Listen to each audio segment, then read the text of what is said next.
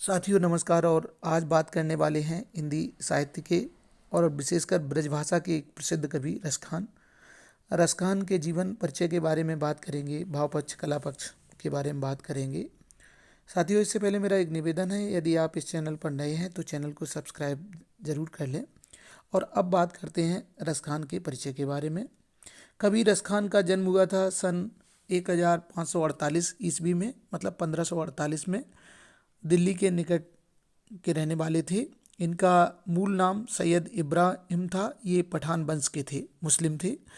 श्री कृष्ण भक्ति में मुग्ध होकर इन्होंने गोस्वामी विट्ठलनाथ जी से दीक्षा ली और ये वैष्णव हो गए। वे स्वभाव से ही प्रेमी जीव थे। ब्रजभूमि ने इनको ऐसा मुग्ध किया कि गोवर्धन में आकर रहने लगे।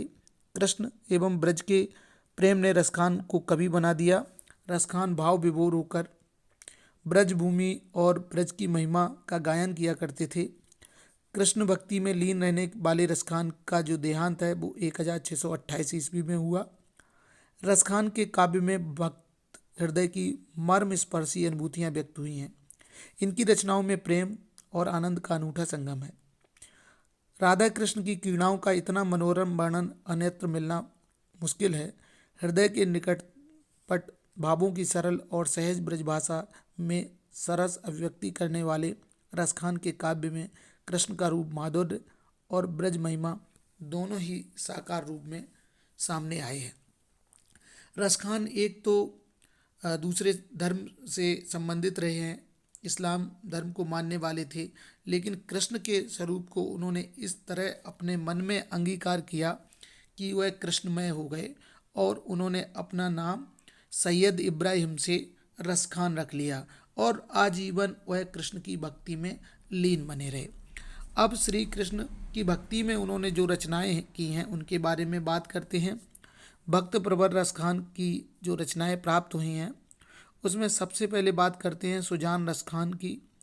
यह मुक्तक काव्य कृति है और इसमें 136 छंद संग्रहित हैं। कृष्ण भक्ति एवं प्रेम का भावपूर्ण वर्णन इस रचना में मिलता है, मतलब सुजान रसखान में मुक्तक काव्य की कृति है। दूसरी जो प्रमुख कृति है वो प्रेम का वाटिका है। इसमें मात्र 25 दोहे संग्रहित हैं, बहुत छोटी सी रचना है। इन दोहों में प्रेमानुभूति का सरस अंकन हुआ है। रचना छोटी है लेकिन बहुत महत्वपूर्ण है। इसके बाद रसखान रचनावली, इसमें उनकी सभी रचनाओं का संग्रह है और ये सब रचनाओं का एक स्वरूप है, एक रूप है जिसमें उनकी सभी रचनाएं मिलती हैं।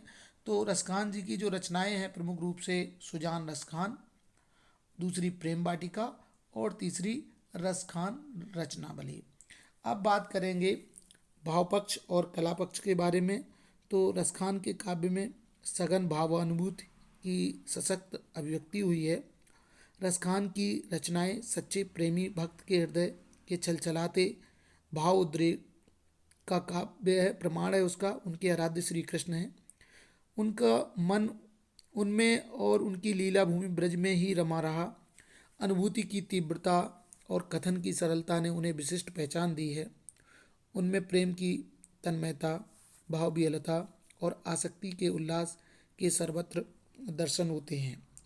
उनकी जो रचनाएं हैं रसखान जी की, उनमें सभी जगह कृष्ण की प्रेम की ही खुशबू आती है, सुगंध आती है।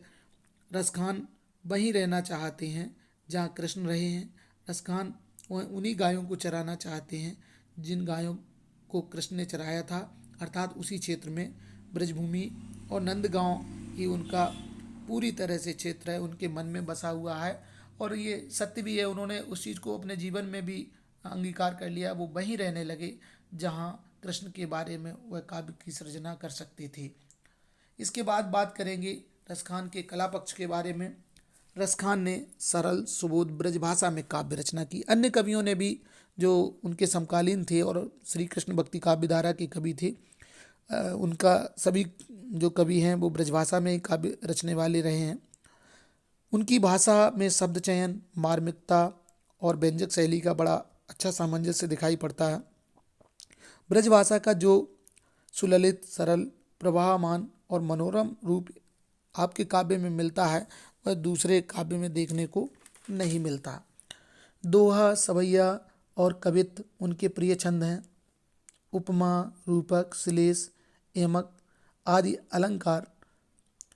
अलंकारों की स्वाभाविक छटा उनके काव्य को हृदयग्राही बना देती है।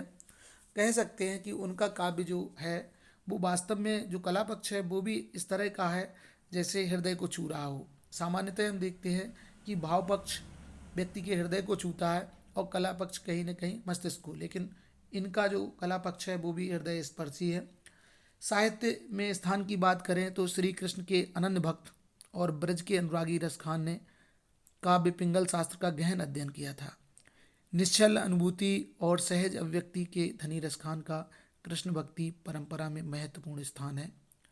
पीयूष बरसी रसखान की कविता पर मुग्ध होकर भारतेंदु हरिश्चंद्र ने कहा था कि इन मुसलमान कवि जनन पे कोटिन हिंदू भारिये, अर्थात ये मुस्लिम कवि जो हैं इनकी कविता को पढ़कर ऐसा प्रतीत होता है जो बहुत सारे कवि कृष्ण भक्ति धारा के कवि थे उन पर ये एक कवि भारी पड़ जाता है।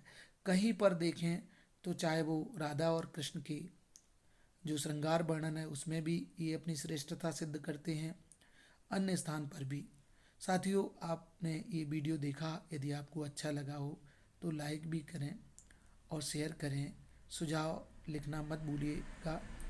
यदि आप इस चैनल पर नए हैं तो चैनल को अवश्य सब्सक्राइब करें। आपने वीडियो देखा, आपका पुनः बहुत बहुत धन्यवाद चैनल को सब्सक्राइब करने का।